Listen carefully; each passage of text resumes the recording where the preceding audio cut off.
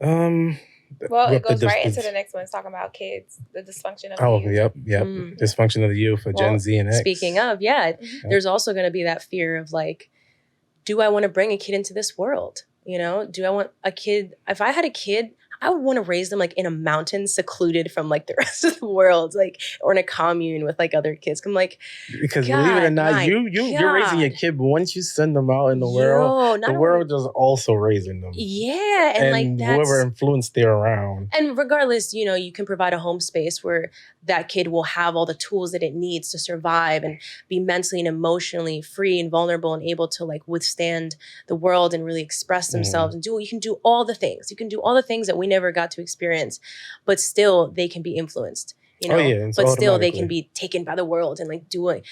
It's There's just too much things going on in this world. Yeah, like I have a little brother. No one to get. We all have been influenced by something. Absolutely, we're all half raised by home and half raised by the world. Right. It is half raised by TV shows and movies. Even now, we're continuously progressing in age, and we're still going to be influenced by the things around us, no matter what, forever. You know, watching TV, watching movies, being around friends, working this job, working that job, seeing something on the street, listening to podcasts, reading books. We're constantly influenced. It's just now we have, you know, the actual mental capacity to choose what we agree with, to actually think about it, to make our own choices about what's safe and healthy, and listen to our bodies and like really explore our emotions and our thought processes and our choices. The kids don't have that. You know, they're confused. They don't know. They're exploring. Yeah, you can give them as many tools of like understanding and making choices, but they don't know until they know. And they're going to know by experiencing, and like that's already a scary thing because like, damn, like they're gonna have to experience in order to find out. It's like I experienced to find out, and that was awful. Like, it's like, and then, you know, of course there's social media, and social media could be good or bad, but it's good when you are able to consciously make that choice of how I'm gonna use it and what I'm gonna do and take breaks from it. Kids don't have that. They're just following what they follow. They're gonna see what they see, and that's gonna influence them, and they're gonna do all these things. That's gonna go right into the question for that. So that's what you think that's the cause of why parents are not raising their children properly? No, definitely not. Because I have a lot of really amazing friends who are parents, and their kids are on social media and stuff. They put limits, you know, and they have like, you can do this if, you know, as long as you do this in your life.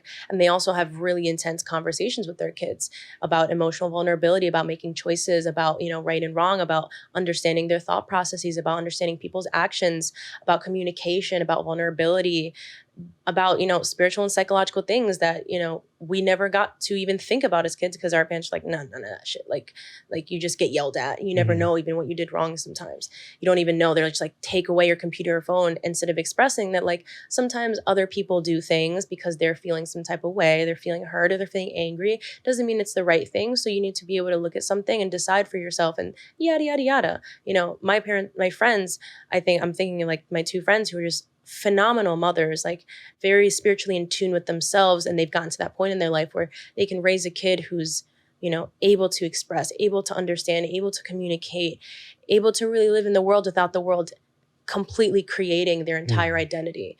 So I think it's not the cause, it's a contributor, especially if you don't have a stable home base, a stable relationship with your parents, a stable understanding of energetics and humanity that, you know, really only your parents could give you if you're not getting it from the world. Like intentionally your parents would give it to you, or your friends, or your siblings, or whoever's your caretaker. It's definitely not the cause, but it's a contributor, and it can be a cause if you don't have anything else telling you otherwise, you know? What was the question? So the question was social media the cause of, you know, parents not raising their children properly? Could it be social media? I don't know. I feel like that's hard to answer because when I think about us growing up, we didn't have social media yet.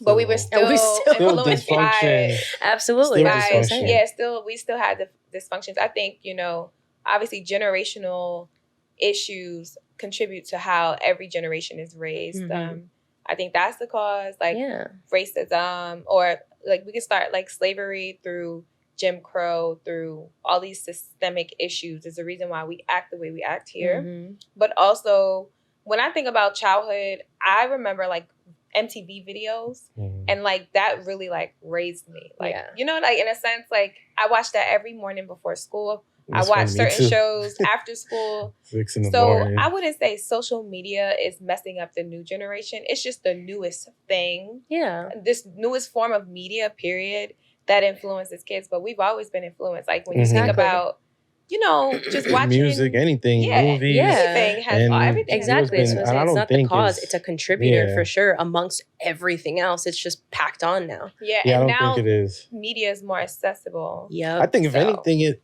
also helps with certain factors. Absolutely. Like for example, the whole where this whole deadbeat dad came from. Ever since social media came about, you see more dads want to be dads because they know, like, oh shoot, now like Instagram is the club, right? They gotta show out. Absolutely, like they gotta show eating up alive. They gotta post their baby a few times. Then you got dudes who are just commenting like, "Oh, you ain't shit," you know. You don't even take care of your kids. But also, it shows like how many people on TikTok or Instagram are showing themselves with their family and showing the beautiful scenes and the beautiful times they're having with their kids, and maybe actually discussing, you know, their secret emotions about how they did always want to be a dad, or now they're recognizing their healing through being a parent, and it's like how much of that can influence you.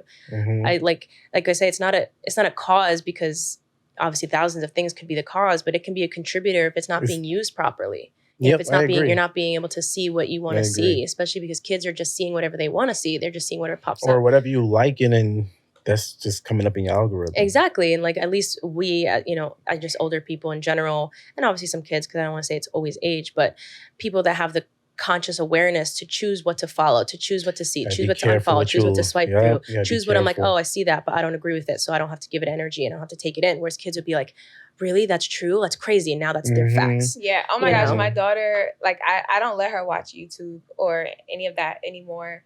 But when she did watch it, she was like, Mom, you're most likely to get stuck in a baby swing. I'm like, why?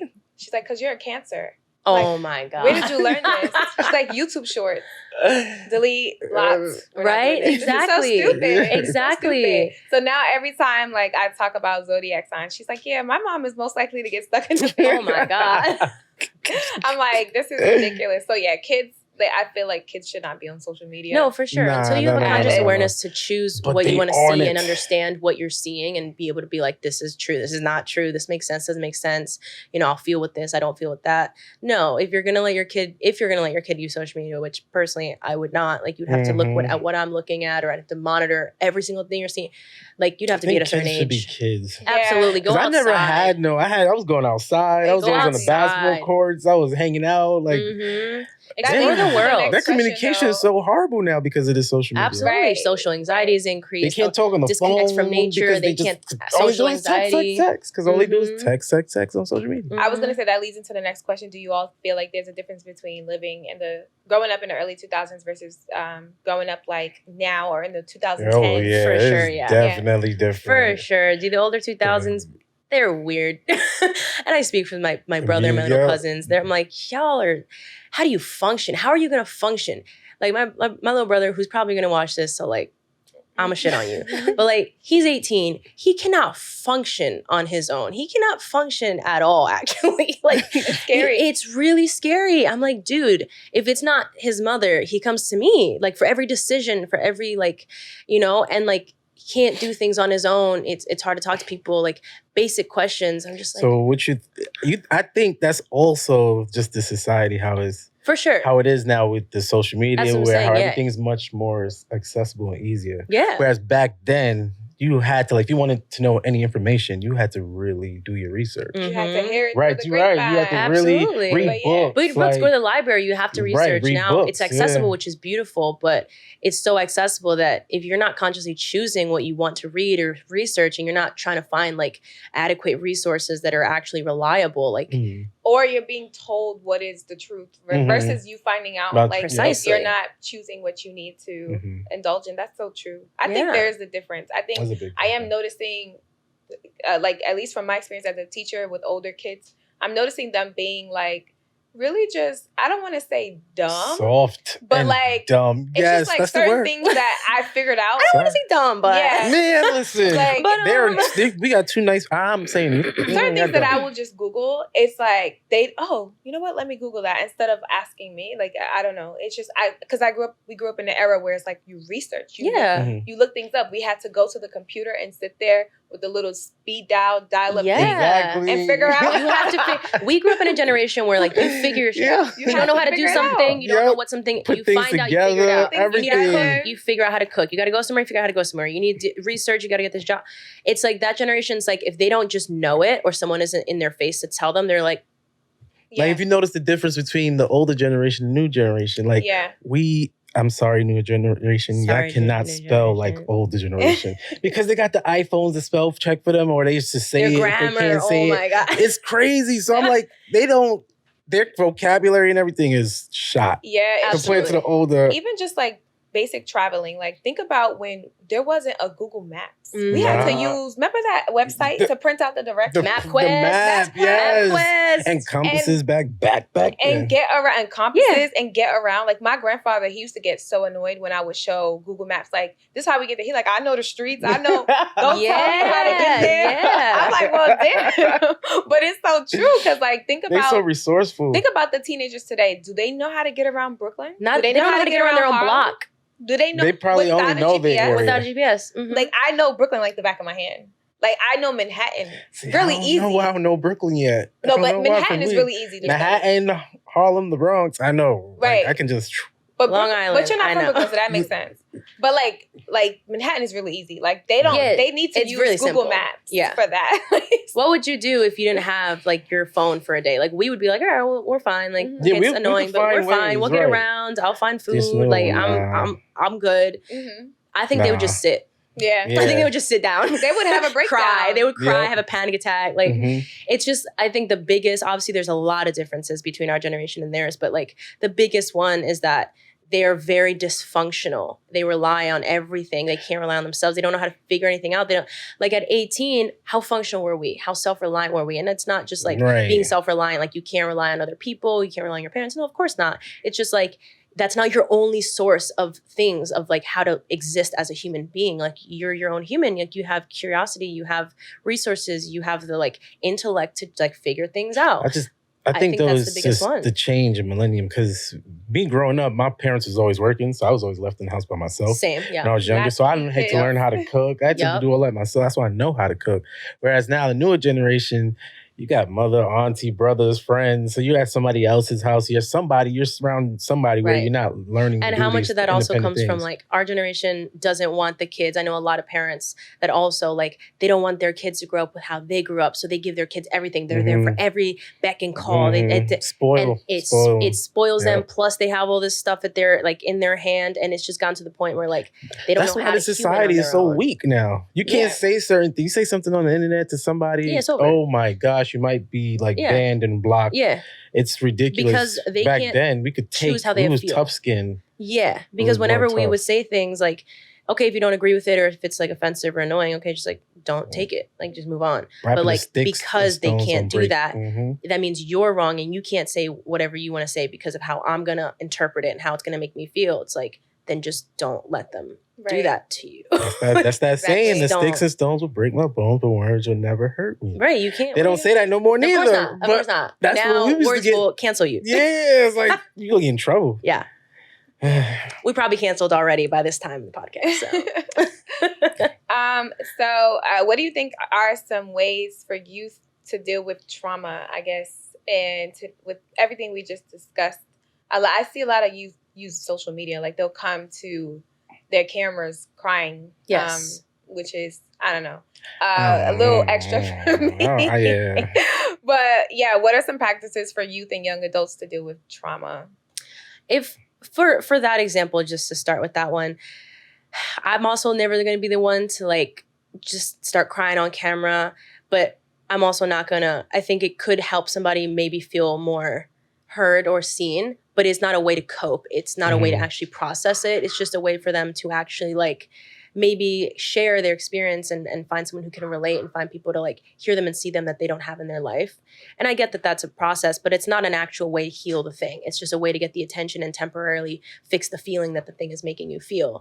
A way to process. Well, personally, as someone fully on the track to become a full-time therapist, I think it should be absolutely mandatory that everyone in the world should have therapy or have had that. I do think. But you know what's funny though? Therapy could be me just speaking to my mom every night. before I go to sleep. You know what I'm saying? Absolutely. It could be anything. It could be, your individual form of therapy and then like, you know, an actual like the professional therapy. Yeah, two different things. Like we have all of our individual things that help us.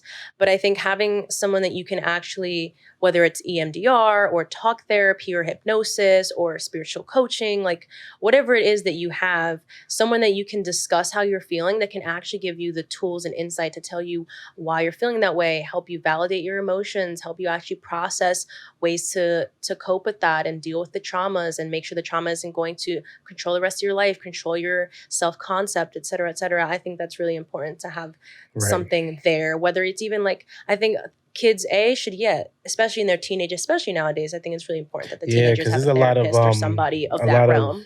Like a little depression. A lot of depression, a lot of anxiety, a lot of things. The suicidal rate went up. And even though like social media can help because everyone's sharing, it can also make things detrimentally worse. And I think it's also really important that they read books, that they read books and have things in schools that teach them about self-concept and trauma and stuff like that. Maybe not school, because we all know that we didn't listen to anything in school, but like to understand, it should be mandatory in school to assign them books that aren't just like stories and fiction. Assign them books where they can learn about themselves and learn about their emotions and learn about their thoughts and learn about trauma and like learn about familial and generational trauma and learn about the importance of childhood in your adulthood. They don't mandate that in schools. They don't, like, why am I like, of course, yes, you want to learn English and Shakespeare and hymns, sure.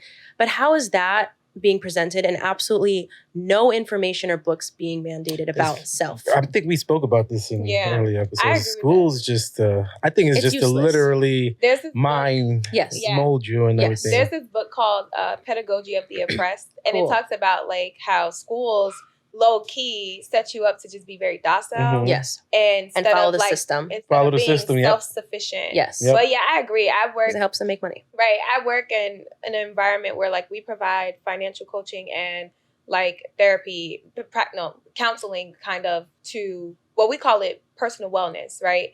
To the people that we serve. And I'm like, this should be taught in schools. Like those are the two things that we're missing. Yes. Every school should have a class about investing, finance and taxes. And self, like just being like exactly what you just said. Like, it is a generational curse. Like understanding the self and understanding humans and understanding how we operate in the world, because you're operating as a human. You should probably know what you're doing and how you're doing it and what affects it. And then also like lifestyle classes, because, you know, what if someone's having a lot of anxiety because they don't know how to like live on their own and like cook food and like actually like process their life, and they're brand new and they're going to live on their own for the first time and they're freaking out about it. Well, it's because they were never taught how to just like survive physically on their own. It's like, well, we didn't teach that either. So I think it's really important for kids to like have classes where they learn self, they learn money, they learn lifestyle practices, they learn how to handle relationships, romantically, familial, friendships, work relationships. They know how to write and present themselves in a professional manner so they feel prepared for the workforce,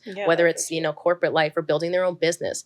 I think it's just, there's so many things that cause us to have these anxieties and depressions, and especially like as teenagers, emotions and relationships that could just easily be handled or fixed or prevented by just having a class or two, having a therapist, mandating a book that they read or whatnot, having a presentation that teaches them about maybe a little bit of this stuff. Some meditation too, or teaching meditation and mindfulness practices. How many people could reduce their anxiety and depression, especially as teenagers, if we had mandated meditation and mindful practices from a young age?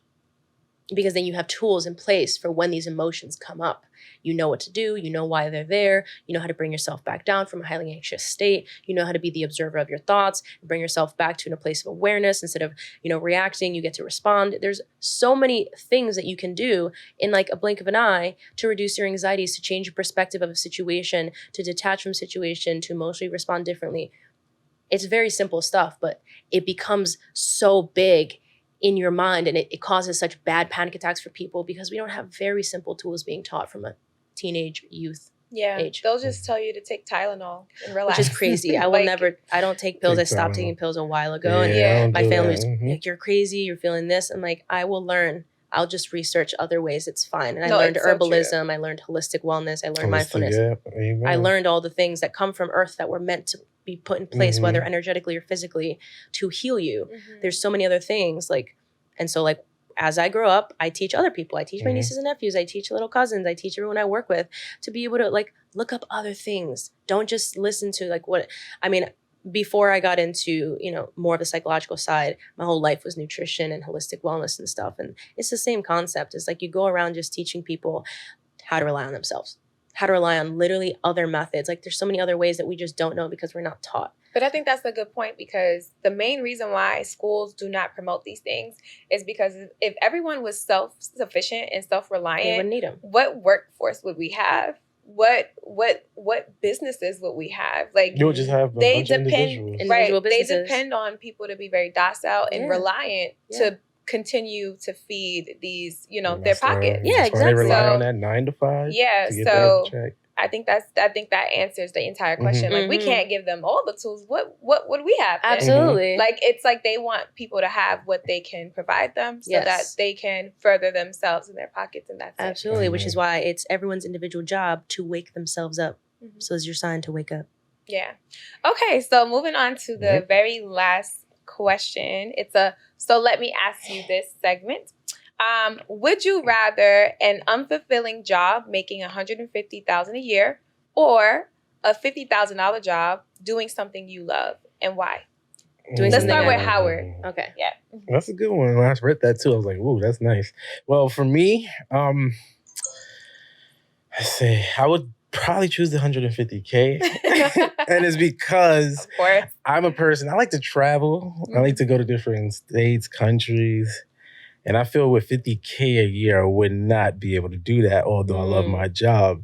So I know that, you know, life is all about sacrifice. I'll sacrifice the love of the job to do something I don't love to eventually put me where I want to be, which is traveling, beaches, you know, enjoying life. Okay. What about you, though? So personally, I obviously would love the money, right? But I love conversations about like history. I love like my goal is to like build a Black city that's self-reliant, right? And so if I was only making 50K and I could do that, I probably would take the 50K. But also, I've done a lot with 50K. Like, a lot of people don't know this, but I bought a house only making 50K. So I think there's a lot you can do if you put your mind to it, right? Money management, right? So like when I closed on my house, I think my salary was 50K then, right? So I think, you know, I'm at a place where money isn't everything. I've made more than 50K now. So like I've touched a lot more money, and I would rather be doing things that I love. Like, I don't know, I woke up this morning and I watched Haitian history. Like, I just love history. So I'd rather just sit and do history, do acting. And if I'm only making 50K, but I'm enjoying my life, then that's fine. Also, too, though, like, being realistic, I would take the 150 because I want to get to a point where like my money grows, right? Be able to invest more. Yeah, and if I have to sacrifice some unhappy times to be able to get to more money, I'm fine with that too. But I think we put this idea out there that like making 50,000 isn't a lot of money. It's not a lot of money. It really isn't. But it's not a limit. It's not a situation where you're, I don't know how to explain it. Like, you're not trapped. Like, you can still do if you put your mind to it. I think a lot of people just, they live above their means and they're like, oh, 50K. Yeah, and a lot of people be lying. A lot of people be lying. A lot of people like, oh, 50K, and they make like 40. 40, right. And if you make 50K and trying to go to the car dealership and get in a car that's worth 45, it's like, that don't make sense. I know, but that's when I graduated whole school, year's worth of... Yeah, but when I graduated college, like 50,000 was what I was trying to get to. So I was just like, I just need a $50,000 job, and then I got it, and I was like, I need more money. So I don't know. I feel like 50,000 is obviously not enough in New York City today. But just looking at myself, I've done a lot with 50,000. So I don't know. I think I would take the money if I'm being realistic. But I take the 150. But I have done a lot. I've gone on multiple trips on a $50,000 salary. So I don't know. Yeah. True. I have traveled the world. I've backpacked Europe. I've been around South America. I've been all over the US with half of that salary for most of my life. There's so much you can do. The question that I live my life by and make every decision by is, if I was on my deathbed looking back, what memory would I have wanted to have? That's exactly how it is. for me, money isn't everything. Money I will make, money I will invest, money I will grow. Absolutely, for sure. But I'm not able to do anything because of money. I will always, if I want to do something, I will figure out how to do that. Like whether it's I have 10,000, 50,000, 100,000, I will figure out how to do that. But also the things that I want in my life, I can do without money because I've done most of it. And the things that I want to do in my life aren't related to money in that sense. It was like, it's just the things I want to do. I'd rather look back and know that I had a great life and I had a beautiful experience and I had fun and I had connections, you know, and I can do all that if I lived in a freaking tree house, you know, like I'm just not personally like I'm cool with whatever I have. I will make my life out of it and I will make a beautiful, fun, extravagant life out of it. I'm like 50K is less, but if I know that I guarantee 50K each year, then I'm going to adjust for that. You know, I will live according to that and I will make sure that I can do all the things and I will find other ways to get the things I want besides a money exchange. Because I truly wholeheartedly believe that you can do anything in your life, no matter what, whether it's growing money or doing things, regardless of how much money you have. Like I wholeheartedly believe in myself, my energy, the universe, my path. I also believe that, you know, in each life, you're meant to do the things that you want to do and you're meant to have fun. You're meant to enjoy it. And I know that whether you have the amount of money or not, you're going to find a way to do it. Period. There's no thought. Exactly. And then also, if I got 50K and I'm doing what I love, that doesn't mean that my husband does not have $1 million. Exactly. Exactly. So it's like, I would take that, but you know, my man, he got to make a little bit more so we could be good. But yeah. I'm like, there's not a trip I'm not going to go on. I'm like, I have found my ways of doing everything I wanted to do in my life thus far. And now I have a new list of my new bucket list for the things I want to do for my next section of life. And I'm going to do it regardless of how much money I have. I'm going to do those things. I'm going to go to those places. I love traveling. I love doing it.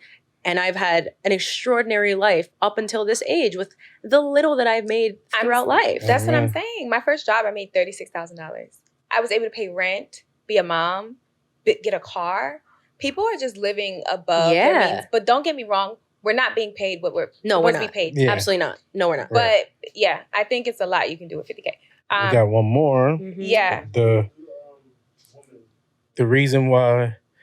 So what's the reason why you think we can't ask women the ages and weight? Because we've trained women to be in a society where those things determine the value of who you are.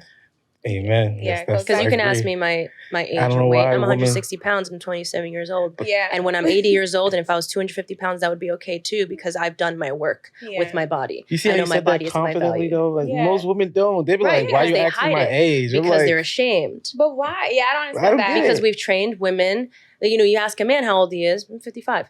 He doesn't think about that. We've trained women to say, like, as you grow, your value decreases, both in looks and who you are as a woman. You can't have kids, you know, you don't have this. And also it teaches people to like think that because you're old, you're now going to be crippled and that's a lifestyle habit. First of all, people don't realize that all the things that happen at 80 that we think are normal are just because of how you treated your life up until 80. So if you live a life like, your value is not determined by your weight and your body. I could be 160 pounds, fully muscular. I could be 160 pounds full of storage, which is what fat actually is. I could be 160 pounds of whatever. It doesn't matter. It's about how you feel energetically, how your health is. And if you love your body, like, have you actually had that connection to your body? And I've read so many books and I've listened to so many things about past lives and the lives and the existence of our souls outside of this realm. It's like, this life is so much bigger than this vessel. This vessel is not who I am.